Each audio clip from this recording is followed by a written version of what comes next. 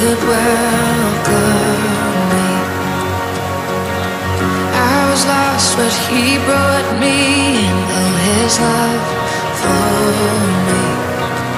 Oh, his love for me.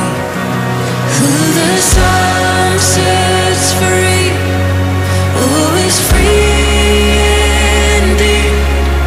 I'm a child of God, yes I am.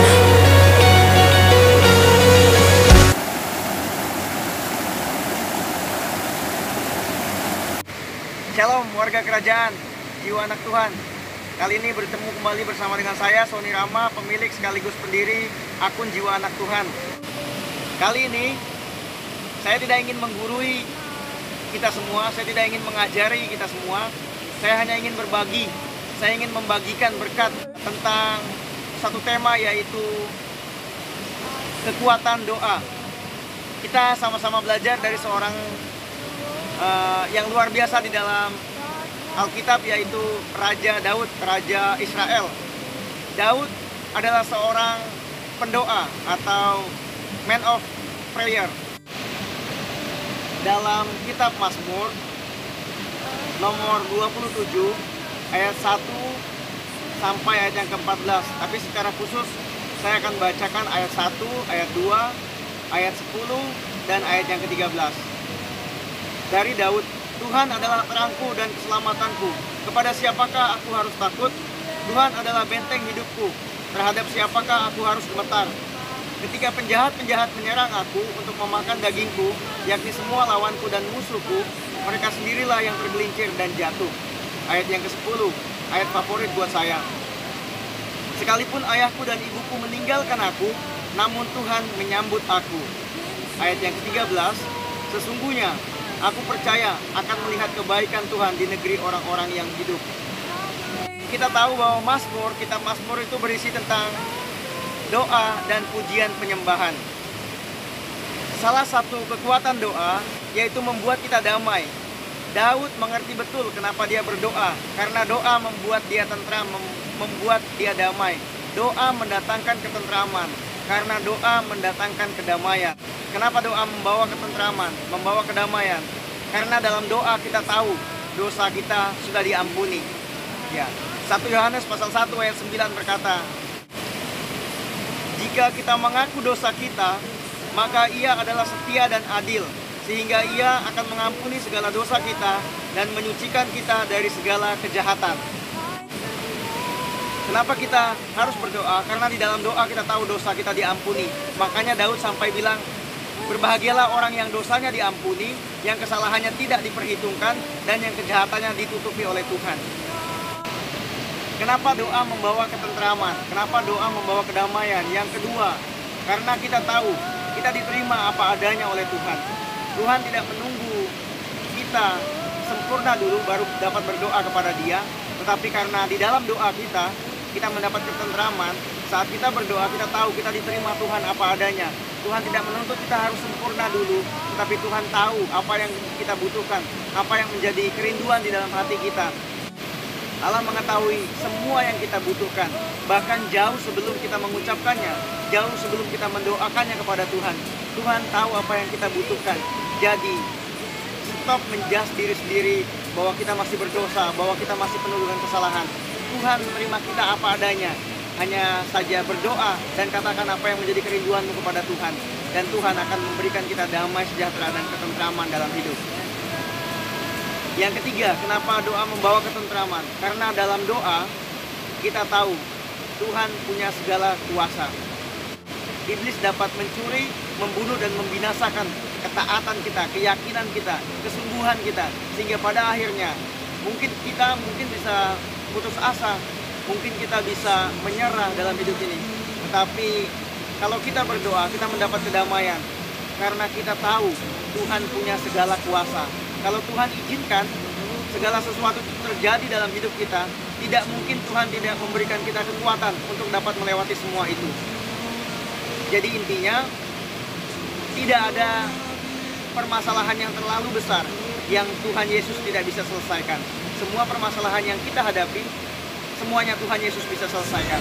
Bawa kepadanya dengan kerendahan hati. Orang yang merendahkan diri akan ditinggikan Tuhan, dan orang yang meninggikan diri akan direndahkan oleh Tuhan. Lalu yang keempat, kenapa doa membawa ketentraman? Kenapa doa itu membuat kita damai? Karena dalam doa kita tahu musuh kita, yaitu si jahat, yaitu si pendusta, tidak bisa semaunya terhadap kita. Kita tahu saat kita berdoa, saat kita meminta kepada Tuhan, pertolongan kepada Tuhan, iblis tidak mampu untuk mengambil jiwa kita. Jiwa kita adalah milik Tuhan. Jadi saat kita berdoa, kita mendapat kedamaian di dalam jiwa kita, di dalam hati kita, dalam pikiran kita. Karena si jahat, si pendusta tidak bisa semaunya, karena kita milik Tuhan, karena kita biji mata Tuhan. Kadangkala dalam hidup ini kita terlalu membesarkan arti masalah, lalu mengecilkan arti Tuhan. Saya ulangi, kadangkala dalam hidup ini kita terlalu membesarkan arti masalah, lalu mengecilkan arti Tuhan. Seringkali ketika ada penyakit, ada pergumulan, ada permasalahan hidup, seringkali kita menganggap bahwa masalah kita lebih besar daripada Tuhan kita. Inilah yang menghambat kita untuk menerima kedamaian, ketentraman daripada Tuhan. Kita sering membesarkan arti masalah dan mengecilkan arti Tuhan. Saya tidak peduli seberapa hebat masalah saudara, saya tidak peduli seberapa tangguh pergumulan saudara, tapi yang saya tahu Tuhan yang kita sembah adalah Tuhan yang besar, yang melebihi segala sesuatu yang ada di muka bumi ini. Jadi pesan saya, hadapi masalahmu, jangan pernah menyerah. Pandang Tuhan sebagai satu-satunya kekuatan terbesar yang kamu miliki. Lalu ingatlah satu hal, bahwa di kayu salib Tuhan Yesus pernah berkata, sudah selesai. Artinya apa yang tidak bisa kamu selesaikan di dunia ini, Tuhan Yesus sudah menyelesaikannya di atas kayu salib. Kamu mungkin punya penyakit, Tuhan Yesus sudah selesaikan di atas kayu salib. Tuhan Yesus berkata, sudah selesai. Artinya kutuk, penyakit, pergumulan, tekanan hidup, permasalahan hidup, sudah Tuhan Yesus selesaikan di atas kayu salib buat hidupmu. Jangan khawatir, jangan menyerah, teruslah berdoa. Karena di dalam doa kamu mendapatkan ketenangan dan ketentraman. Karena di dalam doa kamu menemukan kedamaian dari Tuhan. Mari kita berdoa. Tuhan Yesus, terima kasih. Kali ini ada waktu yang baik untuk kami sama-sama merenungkan firman Tuhan.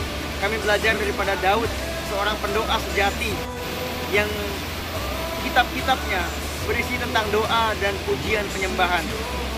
Kami belajar daripada Daud. Daud berkata, sekalipun ayahku dan ibuku meninggalkan aku, Tuhan menyambut aku. Artinya apapun yang terjadi, apapun permasalahan yang dia hadapi, dia tahu saat dia berdoa kepada Tuhan, dia menemukan kedamaian. Dia disambut oleh Tuhan, diterima apa adanya oleh Tuhan. Kenapa kami perlu berdoa kepada Tuhan? Kenapa doa membawa ketentraman, kedamaian buat hidup kami? Karena yang pertama, saat kami berdoa, kami tahu dosa kami sudah diampuni. Yang kedua, kenapa kami harus berdoa? Kenapa doa membawa ketentraman dalam hidup kami?